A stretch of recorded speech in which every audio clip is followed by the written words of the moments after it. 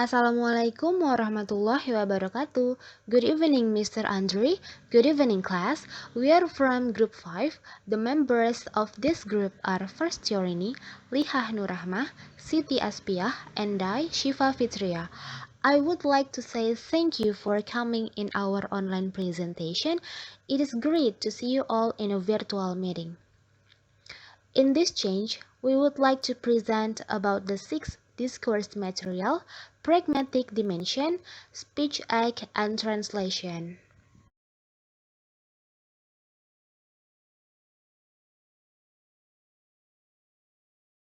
The first one is definition of speech acts. Speech act, a variety of verbal communication and also a subdivision of pragmatics, often takes place in verbal and non-verbal communication. Artinya adalah tindak tutur, ragam komunikasi verbal, dan juga bagian dari pragmatik. Sering terjadi dalam komunikasi verbal dan nonverbal.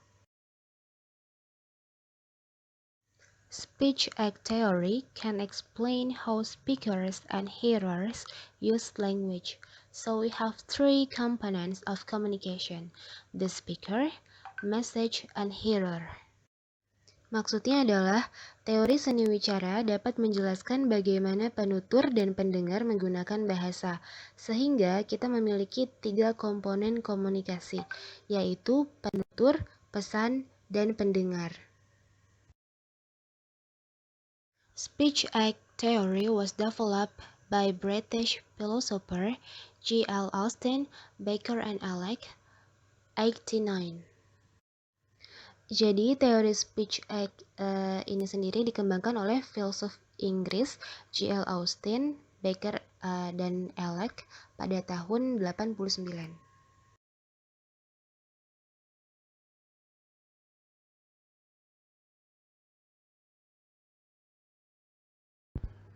B. Types of speech acts. The first one is locutionary. Locutionary speech act is roughly equivalent to ordering certain utterance with certain sense and reference, which again is roughly equivalent to meaning in traditional sense. Ini bermaksud tindak tutur lokasi secara kasar setara dengan mengucapkan ujaran tertentu dengan pengertian dan referensi tertentu, yang lagi-lagi secara kasar setara dengan makna dalam pengertian tradisional. The second is elocutionary act. This act is also called the act of doing something and saying something. The most significant level of action in a speech act is the elocutionary act because the force, which has been desired by the speakers, determines this act. Elocutionary acts can be the real description of interaction condition. Ini bermaksud tindakan ini disebut juga tindakan melakukan sesuatu dalam mengatakan sesuatu. Tindakan-tindakan yang paling signifikan dalam tindak tutur adalah tindak elokusi karena gaya yang diinginkan oleh penutur menentukan tindak elokusi tersebut. Tindak elokusi dapat menjadi gambaran nyata dari kondisi interaksi. And the last is perlocutionary act. Perlocutionary act is also the act of offering someone. Perlocutionary act refers to effect the user has on the thought or action of the other person. A perlocutionary is specific to the circumstance of issuance and is therefore not conventionally achieved just by uttering that particular utterance, and includes all those effects, intended or unintended, often determined, that some particular utterance in a particular situation cause. Bermaksud, tindakan perlokusi juga merupakan tindakan persembahan seseorang. Tindakan perlokusi mengacu pada efek ucapan tersebut terhadap pikiran atau tindakan orang lain. Tindakan perlokusi adalah khusus untuk keadaan penerbitan dan oleh karena itu tidak secara konvensional dicapai hanya dengan mengucapkan ucapan tertentu dan mencakup semua efek itu, disengaja atau tidak, seringkali tidak pasti yang disebabkan oleh beberapa ucapan tertentu dalam situasi tertentu.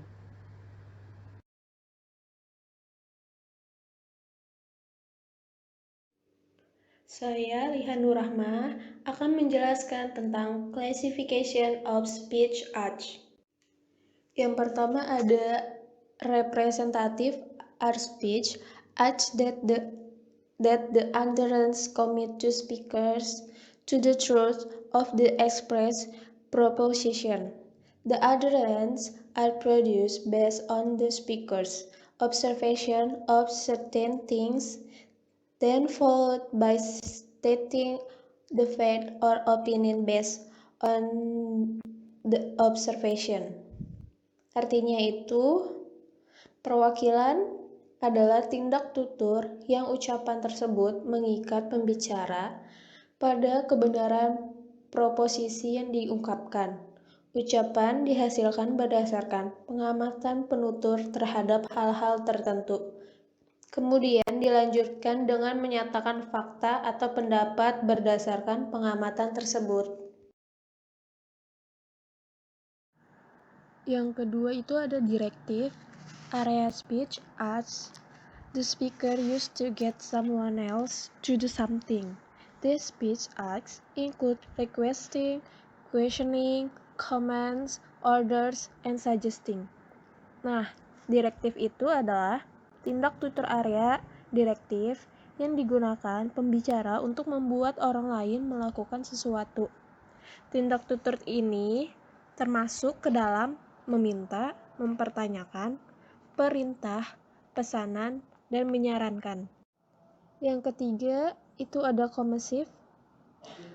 Commissive are speech acts that the address commits to speakers to some future course of action. This include promising, threatening, offering, refusal, and pledges. Nah, commissive ini adalah tindak tutur yang ucapan tersebut mengikat pembicara ke suatu tindakan di masa depan. Tindak tutur ini itu termasuk ke dalam menjanjikan, mengancam, menawarkan, menolak, dan berjanji.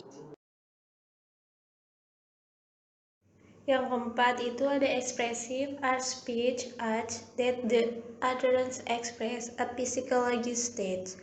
These speech acts include thinking, applauding, welcoming, and congratulating. Ekspresif itu adalah tindak tutur yang ujarannya mengekspresikan keadaan psikologi.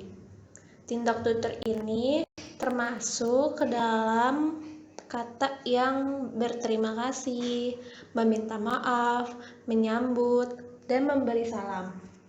Yang terakhir nomor 5 itu ada declaration or speech as that the utterance affect immediate change in the institutional state of affairs and which tend to rely on elaborate extralinguistic institution. This speech acts include excommunication, declaring war, christening, firm from employment. Deklarasi itu adalah tindak tutur yang ucapannya mempengaruhi perubahan langsung dalam keadaan, kelembagaan, dan yang cenderung bergantung pada lembaga-lembaga bahasa yang rumit. Tindak tutur dari deklarasi ini termasuk ke dalam pengucilan, menyatakan perang, pembaptisan, dan pemecatan dari pekerjaan.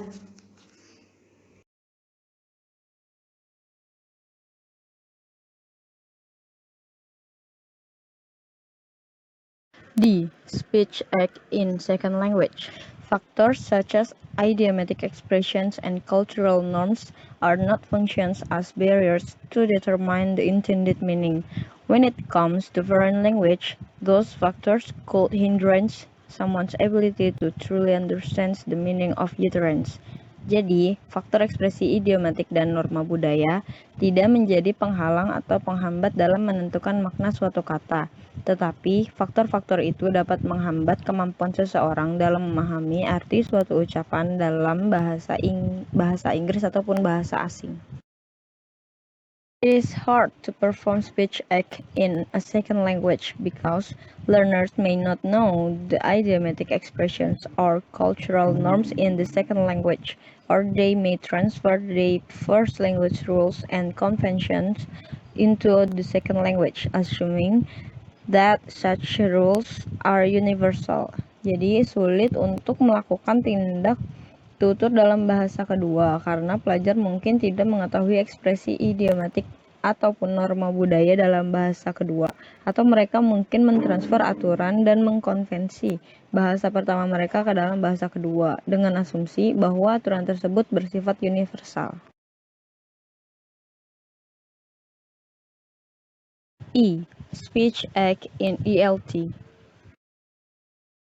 The barrier mentioned previously can be found in the classroom setting. When teaching the language expressions, such as giving advice, could be misinterpreted into something offensive.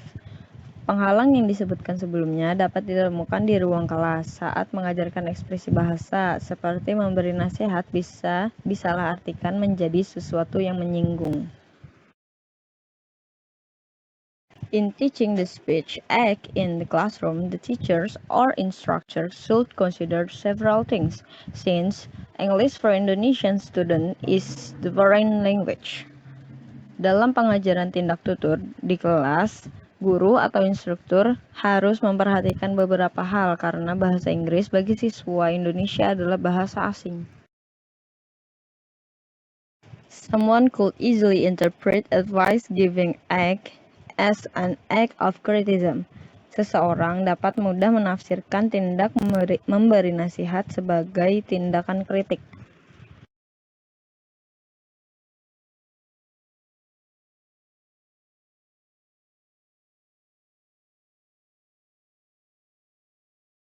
Conclusion.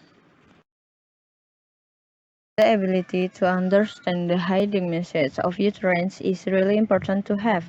Some word or utterance could be misdirected into something unpleasant if we are not careful. By understanding pragmatics and speech act, we can get clearer understanding of the utterance. In Indonesia, English serves as foreign language. There are things that exist in English do not exist in Indonesia, such as certain idiomatic expressions. Those expressions are barriers that could hinder someone to fully grasp the actual message of word or utterance. In the effort of raising the awareness of those barriers, speech act could be socialized in the classroom. In teaching certain expressions such as giving advice, complimenting, and congratulating, the teacher should have these three goals in mind, namely raising awareness, knowledge building, and productive development. Jadi, kemampuan untuk memahami pesan tersembunyi dari ucapan sangat penting untuk dimiliki. Beberapa kata atau ucapan bisa salah arah atau salah arti menjadi sesuatu yang tidak menyenangkan jika kita tidak berhati-hati. Dengan memahami pragmatik dan tindak tutur kata, kita bisa mendapatkan pemahaman yang lebih jelas tentang ujaran. Di Indonesia, bahasa Inggris menjadi bahasa asing. Ada hal-hal yang ada dalam bahasa Inggris tidak ada dalam bahasa Indonesia, seperti ekspresi idiomatik tertentu. Ungkapan tersebut merupakan penghalang yang dapat menghalangi seseorang memahami sepenuhnya pesan atau ucapan yang sebenarnya. Dalam upaya meningkatkan kesadaran akan tindak tutur, penghalang tersebut dapat disosialisasikan di dalam kelas. Dalam pengajaran ungkapan tertentu seperti memberi nasihat, melengkapi dan memberi selamat, guru harus memiliki 3 tujuan di dalam benaknya, yaitu meningkatkan kesadaran, membangun pengetahuan, dan mengembangkan produktivitas.